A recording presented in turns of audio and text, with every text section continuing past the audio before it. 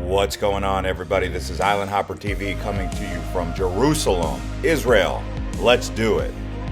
With a metropolitan population of 1.25 million people, this is the capital of Israel, one of the oldest cities in all of the world and considered a holy land for Judaism, Christianity, and Islam. As you can see here, we're originating along the border of Jordan and Israel at the border town of Eilat. You can check our previous video for that travel guide. It was a late night arrival, but we got an early start the next morning and got some nice breakfast here in Jerusalem. In this Jerusalem travel guide, we hit most of the most important places, including a tour of Bethlehem. So you will want to stick around for that tour of Bethlehem because we drive through the West Bank to get there. And if you intend to go there by a private car, this will serve as a valuable guide for you, because there are checkpoints along the way.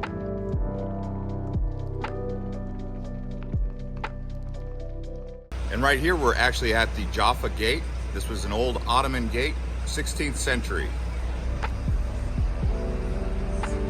The Jaffa Gate is one of 8 gates into the old city of Jerusalem. The others include Zion, Dung, Golden, Stephan, Herod's, Damascus, and the New Gate.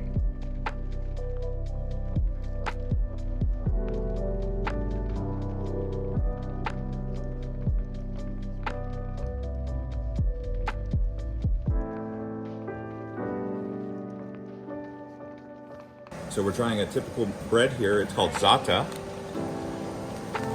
That was a fluffy and flavorful bread with olive oil and local herbs. And right now we're walking towards the Holy Sepulcher, which is where we'll be arriving soon. And as you're walking through here, you'll smell the frankincense burning.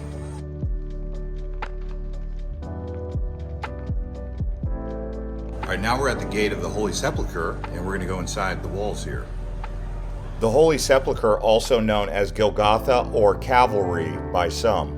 Now there's 14 stations of the cross, and this is where Jesus carried the cross to Calvary or Golgotha, and he was ultimately put on the cross right here where the Holy Sepulcher exists. And here is where he was laid in the tomb, making this a very sacred site for Christians who make the pilgrimage here to this location to see each station of the cross.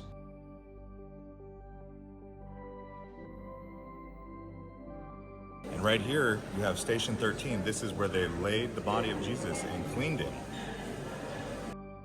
Now the Holy Sepulcher has been rebuilt several times. Each time rebuilding it, they did use the antiquities of the previous structures for the newer renovation, dating all the way back to the 4th century. This area, this route that you know now as Via Dolorosa, are considered the final episodes of Passion of Jesus. And now we're walking up to the hill known as Golgotha, and up here you will see several incredible mosaics.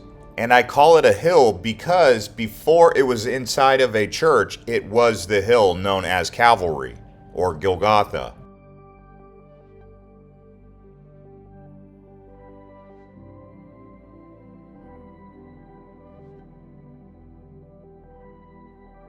I would say when you come to the Holy Sepulcher, if you can find a guide to take you here and give you the information, you will feel enriched. And now what we're going to do is head out into the Christian quarter onto Via Dolorosa.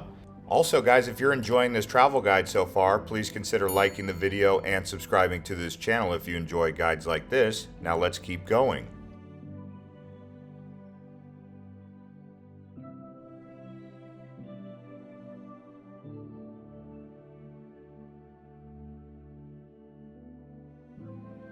So as we were cruising the market area here, we stopped to get a mango juice, and now we are headed on to the next location with some fresh juice to sip on.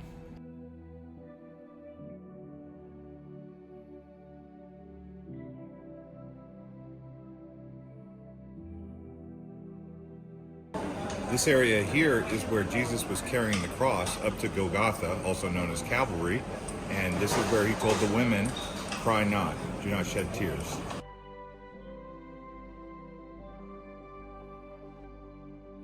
One of the great things about being in the old Christian quarter here, or any of the old quarters really, is it's covered, it's cool. It protects you from the sun while you're still outdoors. And on a bright sunny day in Jerusalem in early September, that's perfect. With the temperature on this day around 84 degrees Fahrenheit or 28 degrees Celsius. Alright, so now what we're going to do is we're going to head to the Jewish quarter, with us heading over to what is called the Weeping Wall.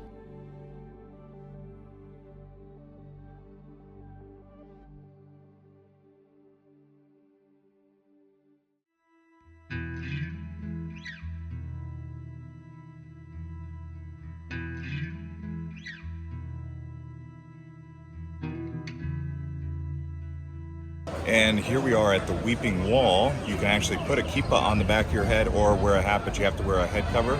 It separated men and women. Women over here, men over here.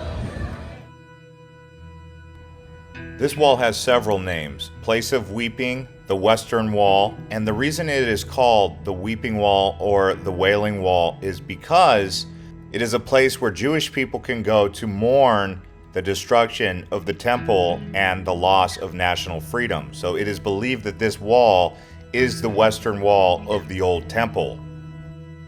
And many Jewish people come here to say a prayer. Some more background and history on this wall. It is believed by devout Jews to be the Western Wall of the Second Temple of Jerusalem, which was destroyed by the Romans in 70 CE, the only surviving structure of the Herodian Temple built during the realm of Herod the Great. And while we were here, we actually saw 3 bar mitzvahs going on. That's a big day for some young men.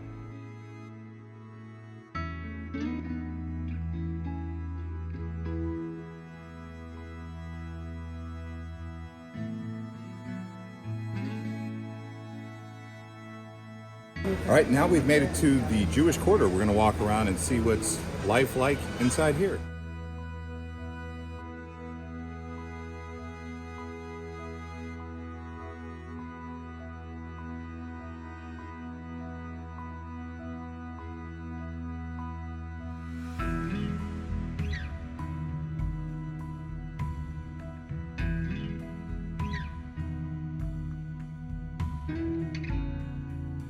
This is the old Roman Byzantine road here, center of commerce.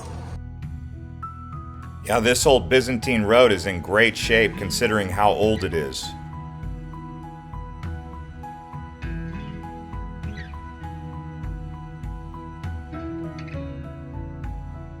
And the mosaics and the murals on the wall give you an accurate representation of what it would have looked like to walk along this road.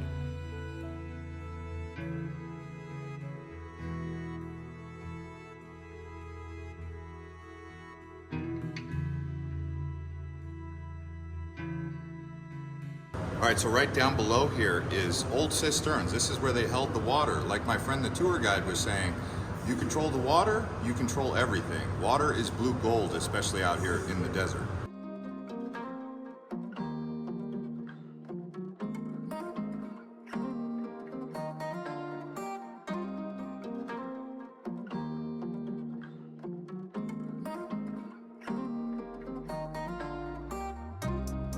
And again, another climate-controlled quarter right here. You can see it does have a roof, but it still gives you that feel of being outside.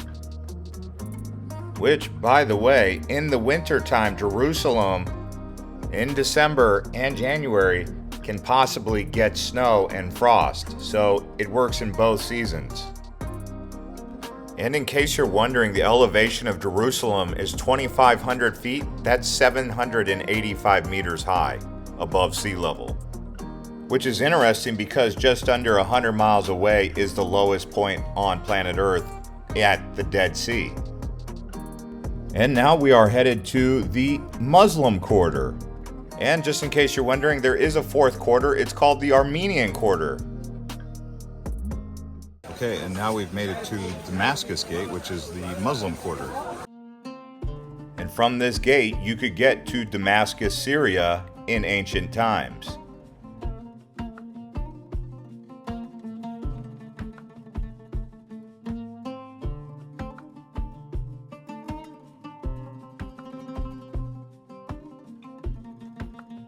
When you visit the old city of Jerusalem, it is worth it to go to all four quarters and experience the culture and the diversity of the old quarter.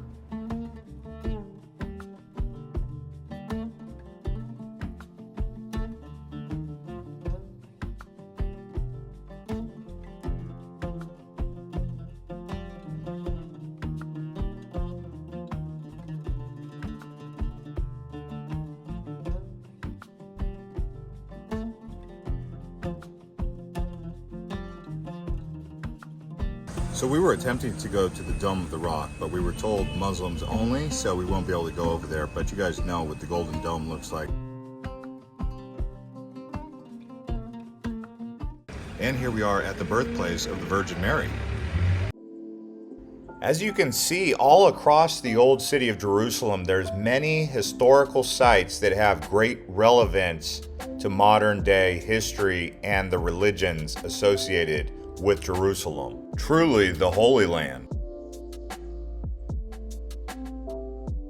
And what you'll discover is many of these sites actually were caves that had churches built on top of them.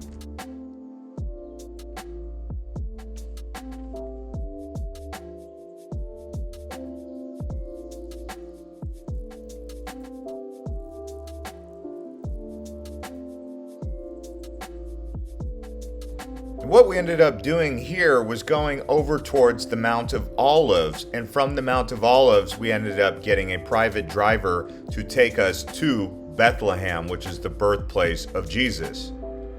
And from the Mount of Olives you do get an incredible view of Old Jerusalem and the Dome of the Rock. And there is also a large cemetery here. And here you'll notice a large wall and a fence. This is actually as we're heading into the West Bank area of Palestine, which is the drive to Bethlehem. You can see the checkpoint.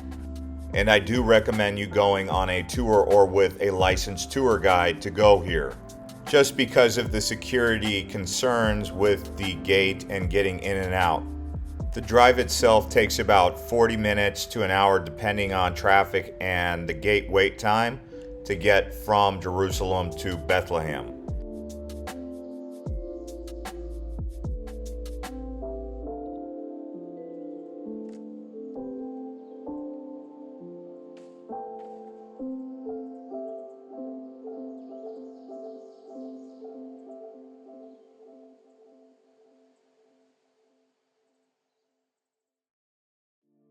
And this is what the drive through Palestine to get to Bethlehem looks like. And the reason that it's a high security area is because this is considered disputed land as to who owns the proper rights to the land. But it is ultimately under the control of the nation state of Israel at the moment.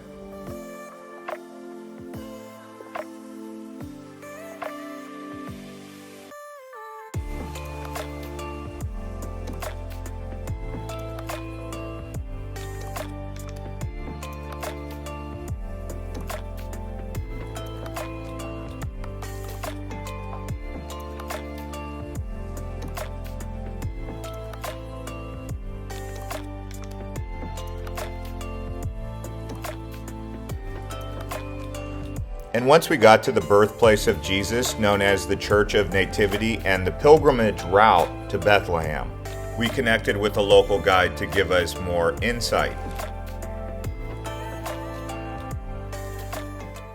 And here we are at the Church of Bethlehem. This is where Jesus was born.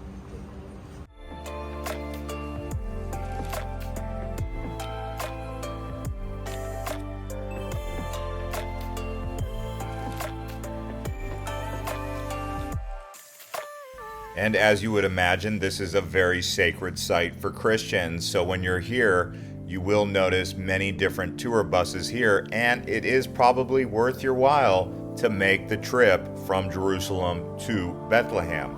It's right up there with other locations nearby, such as the Sea of Galilee, or even going up to Nazareth or visiting Jericho.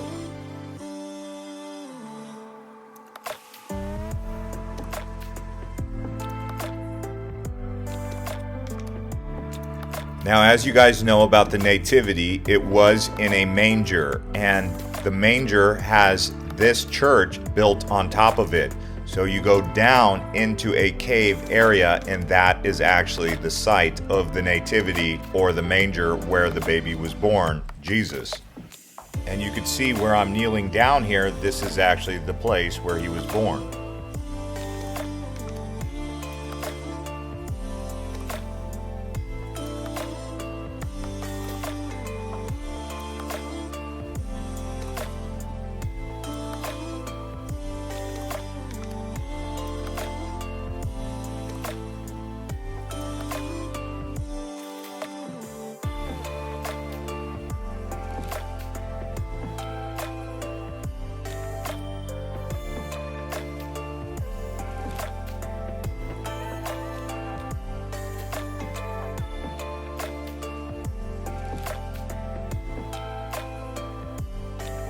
And what I really discovered about the ancient times of Jerusalem was living in caves was a very common thing, which is totally understandable because it's cooler inside of the rock caves. As you guys know, nearby here, they also found the Dead Sea Scrolls in caves.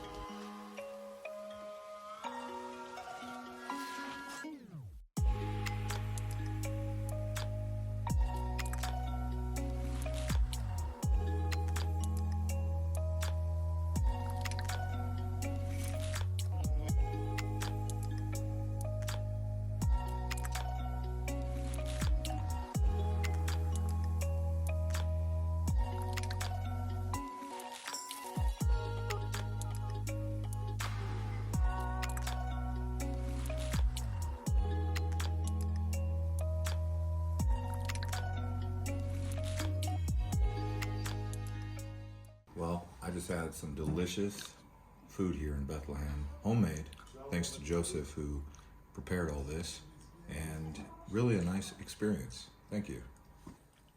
And to finish it all off, some tea with mint.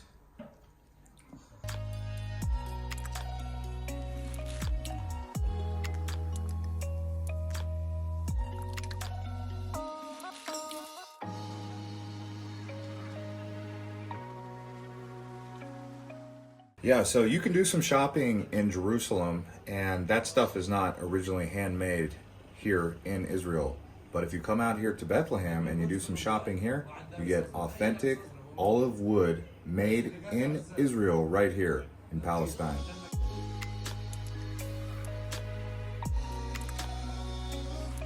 All right, after visiting Bethlehem, now it's back to Jerusalem for the 45-minute drive, where we will be exploring the city of David and Mount Zion.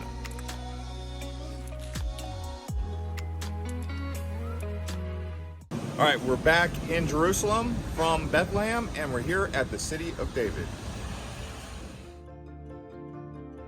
And the city of David is an archaeological site considered by most scholars to be the original settlement of Jerusalem during the Iron Age and the Bronze Age, also considered the birthplace of King David. And it's built on Gihon Spring, which you can actually walk down to the bottom of and go through the old tunnel. It's quite amazing. You might want to bring a light though.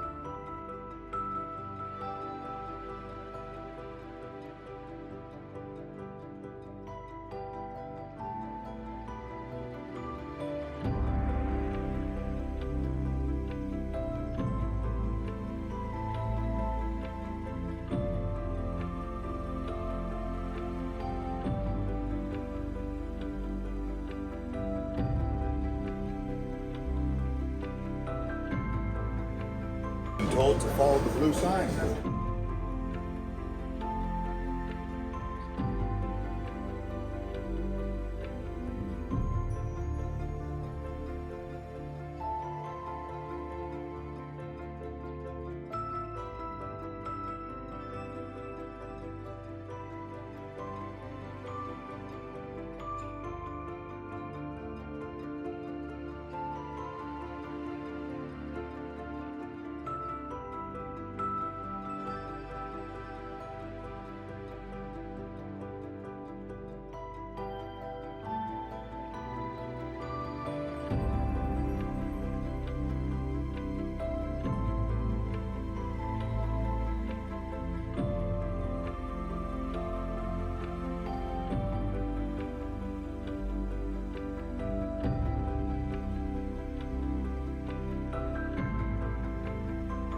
Here we are in the tunnel of Hezekiah.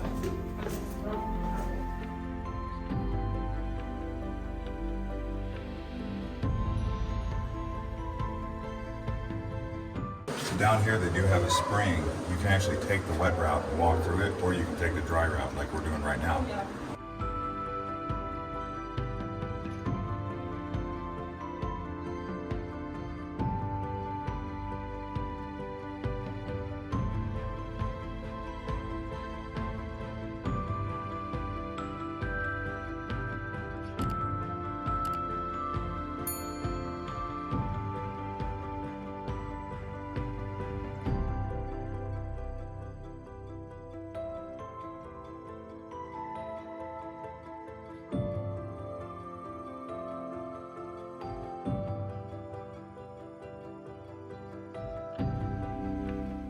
And here we are at Zion Gate. We're gonna go check out Mount Zion.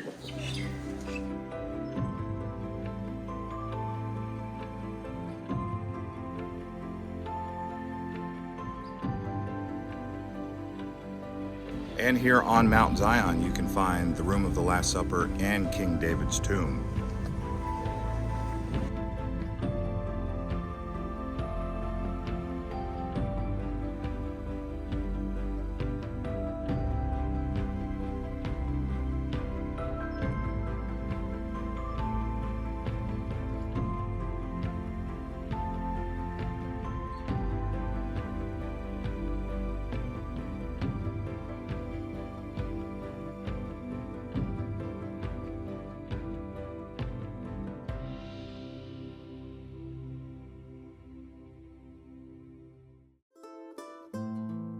And this here is where King David's tomb is located.